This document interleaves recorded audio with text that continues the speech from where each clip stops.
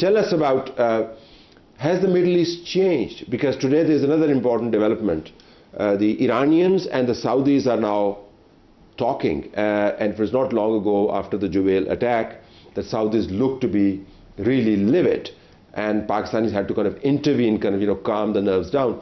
But now the Saudis are talking to the Iranians, and a lot of the Middle Eastern Gulf countries' oil that passes through Strait of Hormuz now depends on, theoretically at least, Trump approval.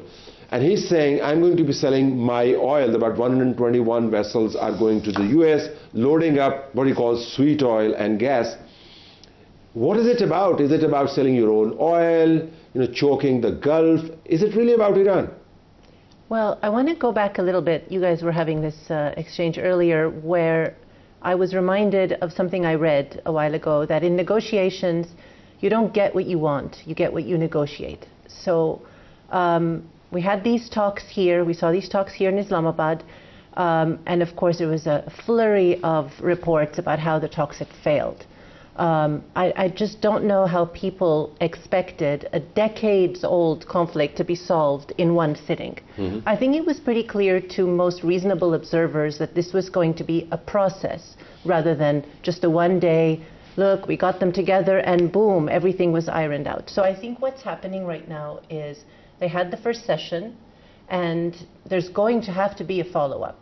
In that period... Are you sure of that? There's going to be a follow-up, like indirect talks or direct talks or mediated? It hasn't been announced, yeah. But your sense is that... The sense is that that's going to happen because there was a lot left. I mean, there was some mixed comments that came out of it, but one got the sense that right now they've gone back home and they're looking at increasing their leverage. So there's a lot of showmanship, posturing.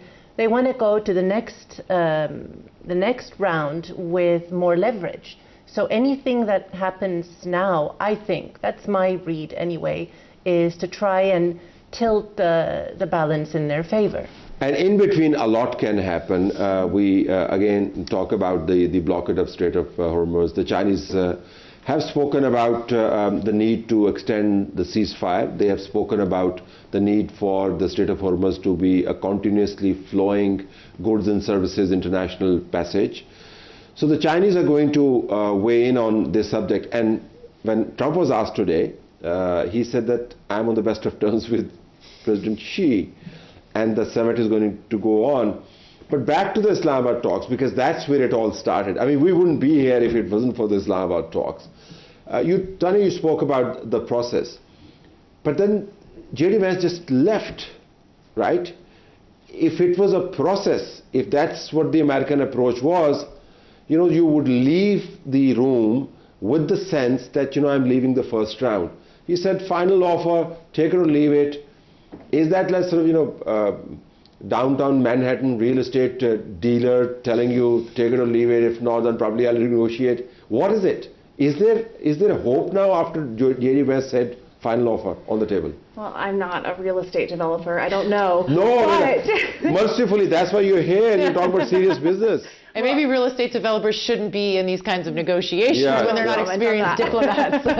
But I do believe that, right there at the end of J.D. Vance's discussion, he said, now it's in their hands. He said something to that effect. I wish I remembered the exact quote, but he basically put it out there that now it's up to Iran to come and see what their response is going to be. And so now you see I wasn't necessarily surprised to see the blockade happen, because that's amping up the pressure. That's trying to get them to come back and respond to that proposal. I don't know. I haven't seen any official response. Have you? No. No. So we're still awaiting that response, really, from Iran. From the Iranians? From the Iranians. Yeah, I mean, no response is also a response. Normally, when the Iranians want to close a chapter, they would close it decisively. The fact that they haven't really closed the chapter, and they've spoken about, goodwill begetting goodwill and enmity begetting enmity. I mean, I think that was a statement by their foreign minister. So you still see the final offer being really final, or is it, as she said, amping up the pressure, trying to get something out of it? Because Trump also said that I don't want 90%. I don't want 95%. I want it all. So it's, take it or leave it. Is that the final thing, or do you see life beyond that? Diplomacy being the art of the possible. I would say, well, guess what, Mr. President? We did have the Strait 100% open and free-flowing Thank you very much for saying that. You did this. It was. There wasn't any tolls. There wasn't any bombings of one another. There weren't innocent civilians, cultural sites, and U.S. service members being killed. That wasn't happening. And now we find ourselves in this place. And to build off what Tanya was saying, in negotiations, J.D. Vance was very clear. He said, he came out in that press conference that Caitlin was talking about post-discussions, and he said, we gave them our list, and they didn't agree to it, and so we're done. That is not how you negotiate. It's just not. That means here's our demands, and if you don't say yes, then the talks are over. Well, clearly the talks are not over. That's not the process that diplomats talk about. That's like sort of holding you by the throat and saying, either we're not dealing with highway, seasoned diplomats. Yeah. So do you see any life beyond Islamabad talks now? I do. Maybe there's an Islamabad 2.0. Who knows? Maybe it's going to be in some other location. I think this would be a perfect place, and I wish it would have happened maybe in the next few days, because all of these journalists would have still been here and they would have been able to report and not go home. Exactly. It would have maximized the truth coming out, competent, reliable reporting and sourcing coming out.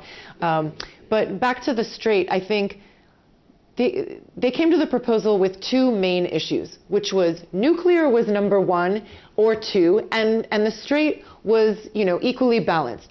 I think coming out of this, Donald Trump maybe fully realizes the leverage that Iran has, which is the Strait. So to come in and say, this is still about nuclear, that's not the focus anymore, and it shouldn't be the focus. I think it should be the Strait, and now he's trying to kind of backpedal. Even now it is the Strait. And say, it's not the nuclear. Okay, well now we're shutting it down completely. Well then, I would say again, Talat, why didn't you do this 7 weeks ago then? Why didn't you make this threat of closing the Strait 7 weeks ago? We are at a pivotal point where we have actually made progress. There is still a temporary ceasefire. Yeah, okay, I need to take a break here, and the program will be incomplete without me asking you, what did Pakistan get out of it? Your experience, or what did Pakistan get out of it? And I'm going to ask you some critical questions. We have been tiptoeing around some very complex regional alliances. And if this erupts into a big issue, our fine tightrope walking will be called out. So gather your thoughts on this as I take a break.